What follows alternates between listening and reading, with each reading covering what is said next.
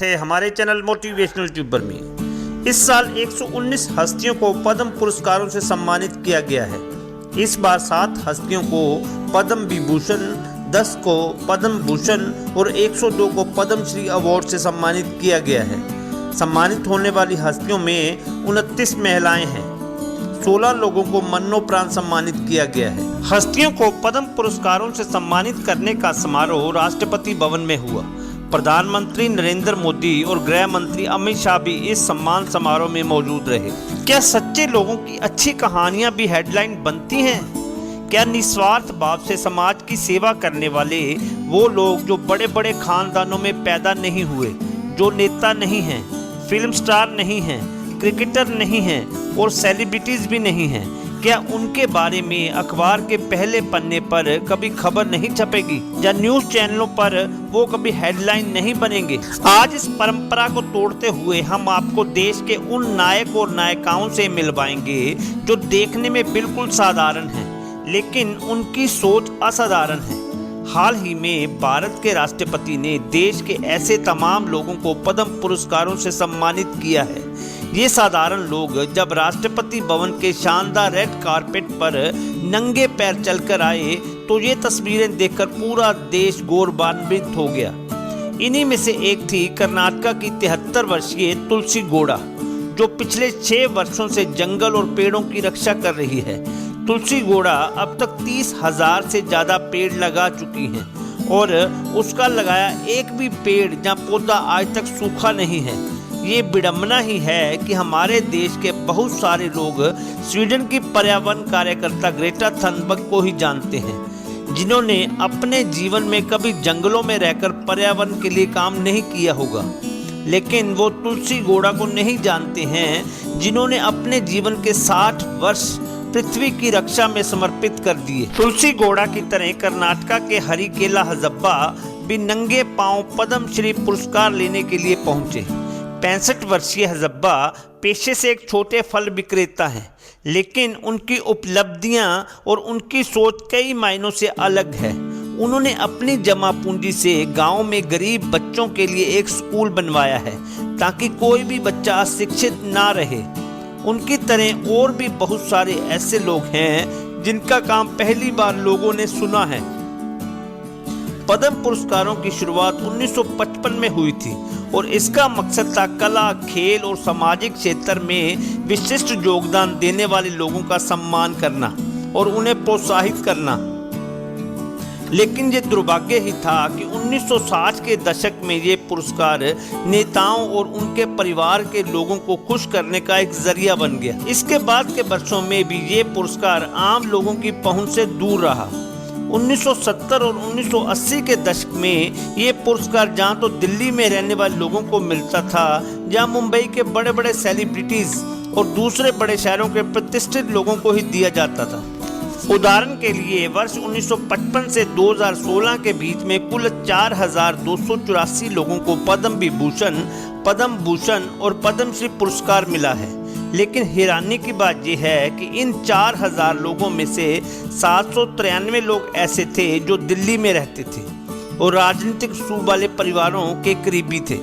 दिल्ली के बाद इन पुरस्कारों के लिए दूसरी पसंद महाराष्ट्र के लोग होते थे, क्योंकि इस समय अवधि में महाराष्ट्र के 748 लोगों को पद्म पुरस्कार मिला है। लेकिन ऐसे लोगों का कभी नंबर नहीं आया जो जमीनी स्तर पर बदलाव लाने के लिए काम करते हैं और इस देश के असली हीरो हैं। अगर ऐसा होता तो उत्तर पूर्वी राज्यों के लोगों की इन पुरस्कारों में अनदेखी नहीं होती, लेकिन आज ऐसा नहीं है। कर्नाटक की मजम्मा जोगठी, जिन्हें पद्मश्री पुरस्कार से सम्मानित किया गया है, वो कर्नाटक की पहली ट्रांसजेंडर अध्यक्ष है। जब वो पुरस्कार लेने के लिए पहुंची तो पहले उन्होंने राष्ट्रपति रामनाथ कोविंद की नज़र उतारी। अयोध्या के रहने वाले 83 साल के साइकिल मैकेनिक मोहम्मद शरीफ को भी पद्मश्री पुरस्कार से नवाजा गया है। उन्होंने ये पुरस्कार समाज कल्याण के लिए दिया गया है। शरीफ चाचा के नाम से मशहूर मोहम्मद शरीफ ने अब तक 25,000 से ज़्यादा लावारिस लाशों का अंतिम संस्कार किया है। वर्ष 1992 में उनके बेटे की मृत्यु के बाद उसके शव को रेलवे ट्रैक के किनारे फेंक दिया गया था, जिससे उन्हें अंतिम संस्कार तक नसीब नहीं हुआ। इसके बाद से मोहम्मद शरीफ ने लावारिस लाशों के क्रियाक्रम को अपनी जिम्मेदारी मान लिया और उन्होंने सिर्फ हिंदू और मुस्लिम ही नहीं बल्कि सभी धर्मों के मृत शरीरों का उनके धार्मिक रीति रिवाजों के हिसाब से अंतिम संस्कार कराया। दिल्ली के पूर्व विधायक जतिंदर सिंह शंटी भी कई लोगों के लिए हीरो हैं। उन्हें समाज सेवा के लिए पद्मश्री पुरस्कार से सम्मानित किया गया है। कोविड काल में जब बहुत सारे लोग अपनों का अंतिम संस्कार करने से डर रहे थे, तब जतिंदर सिंह शंटी ने 4000 से अधिक शवों का अंतिम संस्कार कराया। भारतीय महिला हॉकी टीम की कप्तान रानी रामपाल के लिए भी यहां तक पहुंचना आसान नहीं था। उन्हें खेल के क्षेत्र में विशेष योगदान के लिए पद्मश्री पुरस्कार से नवाजा गया। इस समारोह के बाद प्रधानमंत्री मोदी और रानी रामपाल के पिता की भी एक तस्वीर आई, जिसमें वो हाथ जोड़कर खड़े हुए थे और प्रधानमंत्री उनसे मुस्कुराते हुए कुछ कह रहे थे। बेहद गरीब परिवार में जन्मी रानी रामपाल के लिए हॉकी खेलना आसान नहीं था। पिता तांगा चलाते थे और उनके पूरे दिन की कमाई मुश्किल से 100 रुपये भी नहीं थी। उस समय परिवार चलाने के लिए उनकी माँ भी लोगों के घरों में काम करती थी। गरीबी के साथ समाज के ताने भी उनके लिए एक चुनौती थे। रानी रामपाल के लिए हरियाणा के शाहबाद से निकलकर हॉकी के ग्राउंड तक पहुंचना बहुत मुश्किल था, लेकिन तमाम संघर्षों को पार करते हुए रानी रामपाल ने अपने सपनों को पूरा किया और इस साल टोक्यो ओलंपिक में भारतीय महिला हॉकी टीम सेमीफाइनल तक पहुंची। पुरस्कार पाने वालों में वीरेंद्र सिंह भी हैं, जिन्हें लोग गूंगा पहलवान के नाम से जानते हैं। शुरुआत में वीरेंद्र के आसपास ये बताने वालों की कोई कमी नहीं थी कि वो कुछ नहीं कर पाएंगे और पहलवानी इनके बस की नहीं है, लेकिन जो व्यक्ति सुन नहीं सकता, बोल नहीं सकता, उसने तय किया कि वो अब अपना सब कुछ इसमें झोंक देगा और इस संकल्प ने ही उन्हें सफलता दिलाई। के लोचनाओं और तानों से घबराने की जगह अगर उन्हीं को ताकत बना लिया जाए तो सफलता का स्वाद भी दुगना हो जाता है। इन सभी लोगों की कहानियां एक जैसी हैं। गरीबी, शिक्षित ना होना और सामाजिक चुनौतियां, ये सब कुछ इनके सामने था, लेकिन इसके बावजूद इन लोगों ने बदलाव की नींव रखी और दुनिया को ये बताया कि कुछ ना होते हुए भी बहुत कुछ किया जा सकता है। हमारे देश में पहले पुरस्कारों के लिए ऐसे नामों का चयन होता था जो पहचान वाले होते थे, लेकिन अब परंपरा बदल गई है। अब पहचान वाले नहीं बल्कि पहचान बनाने वालों का सम्मान होता है। ऐसे लोगों का सम्मान होता है जो असल में इस देश और समाज को बदल रहे हैं।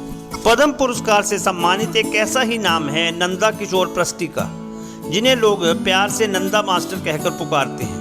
उड़ीसा के रहने वाले नंदा पृष्टि खुद सिर्फ 7वीं तक पढ़े हैं, लेकिन फिर भी वो अपने आसपास बच्चों के साथ साथ बड़ों को भी शिक्षित करने का काम कर रहे हैं।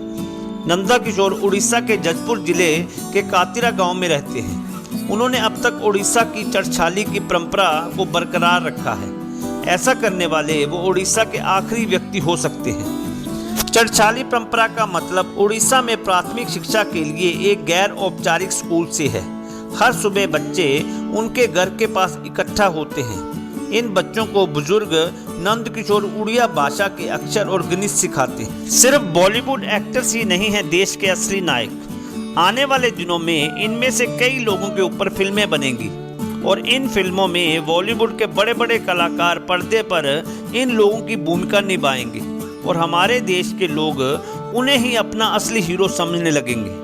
लेकिन ये हमारे देश की बहुत बड़ी विडंबना है कि हम फिल्मी पर्दे पर एक्ट्रेस को शानदार किरदार में देखते हैं तो उसे अपना नायक समझ लेते हैं और असली नायक को आम आदमी समझ लेते हैं। इसलिए अपनी सोच बदलिए। हमारे देश के वीर सैनिकों की कहानियां देखने के लिए आपको किसी एक्टर के पास जाने की ज़रूरत नहीं है। आज़ादी के बाद से अब तक कि हमारी जो पीढ़ी बड़ी हुई है वो एक्टर्स को ही नायक मानती आई है, लेकिन हम चाहते हैं कि अब आप अपनी अगली पीढ़ी को नायक और एक्टर का फर्क बताइए। आपको देश के असली नायकों की सच्ची कहानियां कैसी लगी प्लीज़ कमेंट में बताएं और वीडियो को लाइक करें, शेयर करो, चैनल को सब्सक्राइब करो, बेल आइकन दबाएं ताकि मेरा हर वीडियो आपको डायरेक्ट मिले। जय हिंद।